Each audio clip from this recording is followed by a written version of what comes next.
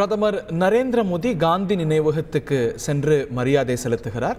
இன்னும் சற்று நேரத்தில் தேசிய மூவர்ண கொடியை செங்கோட்டையில் ஏற்றி வைத்து நாட்டு மக்களுக்கு உரையாற்ற இருக்கிறார் பிரதமர் நரேந்திர மோடி. ஒவ்வொரு ஆண்டும் காந்தி நினைவகத்துக்கு சென்று தேச பிதாவுக்கு நாட்டின் பிரதமர் வணக்கம் செலுத்திய பிறகே தொடங்குகிறது இந்தியாவுடைய விடுதலை நாள் கொண்டாட்டங்கள்.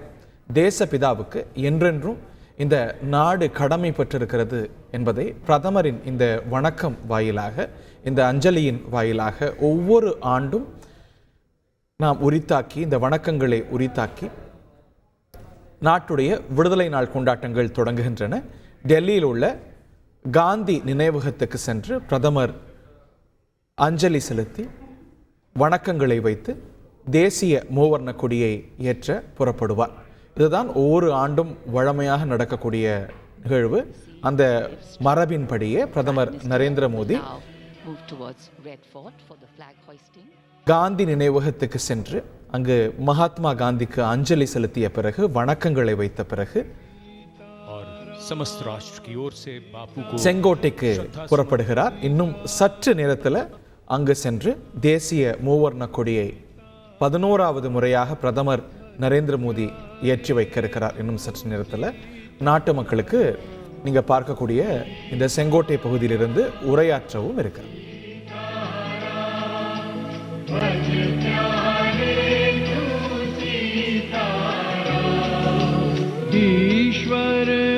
விடுதலை நாள் விழாவுடைய முதல் நிகழ்வு வழமையான மரபின்படி தொடங்கியிருக்கிறது.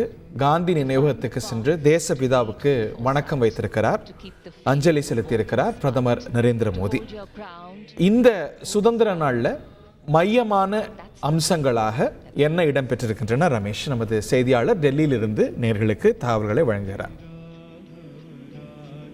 வணக்கம். முதலில் நேயர்கள் அனைவருக்கும் 78வது சுதந்திர தின நல்வாழ்த்துக்கள்.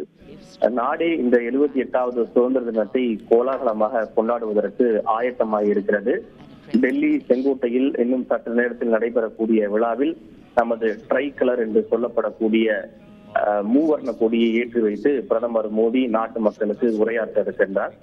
குறிப்பாக கடந்த ஆண்டு டெல்லி செங்கோட்டையில் தேசிய கொடியேற்றிய பிரதமர் மோடி அடுத்த ஆண்டும் இதே செங்கோட்டையில் நான் தான் கொடியேற்றுவேன் என்று சூளுரைத்தார். அதாவது தேர்தலில் நான் மீண்டும் வெற்றி பெற்று 3வது முறையாக பிரதமராக பதவியேற்பேன் என்று அவர் சூளுரைத்திருந்தார். மறைமுகமாக அதனை குறிப்பிட்டிருந்தார்.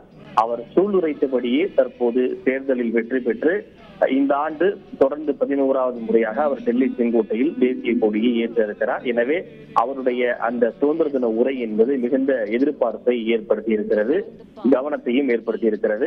முன்னதாக தனது இல்லத்திலிருந்து டெல்லி ராஜ்காட்டில் உள்ள காந்தி நினைவிடத்திற்கு வந்த பிரதமர் மோடி அங்கு தேசப்பிதா என்று அழைக்கப்படக்கூடிய காந்தி நினைவிடத்தில் அந்த அணையா தீபத்தின் முன்பு வணங்கி மலர்களை தூவி அவருக்கு மரியாதை செலுத்தியிருக்கிறார்.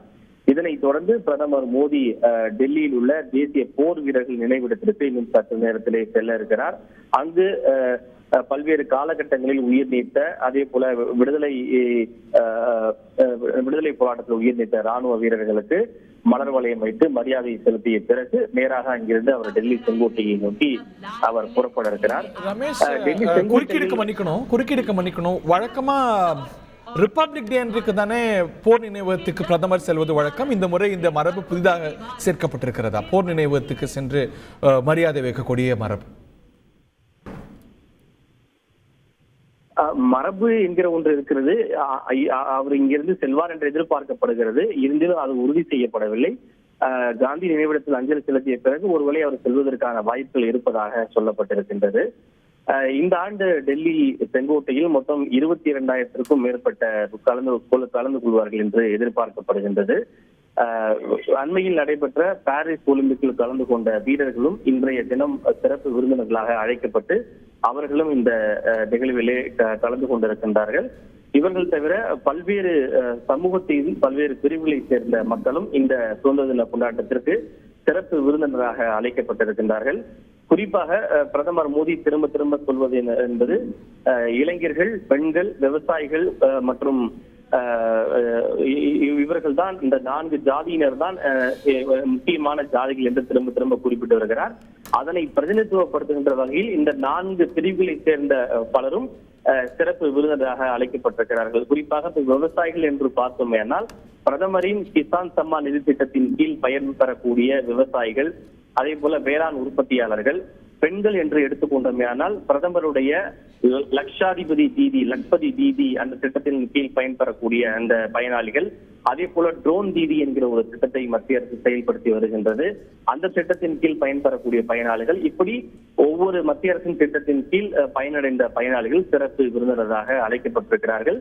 இவை தவிர நாடு முழுவதும் பல்வேறு மாநிலங்களிலிருந்து சுமார் 2000க்கும் மேற்பட்டோர் சிறப்பு விருந்தினராக மாணவர்கள் உட்பட பலர் அழைக்கப்பட்டிருக்கிறார்கள். அவர்கள் இந்தியாவினுடைய பல்வேறு மாநிலங்களுடைய கலாச்சாரம் மற்றும் பண்பாட்டை பறைசாற்றக்கூடிய வகையில் அந்தந்த மாநிலங்களை சேர்ந்த பாரம்பரிய உடைகளோடு இந்த நிகழ்விலே அவர்கள் பங்கேற்றிருக்கிறார்கள்.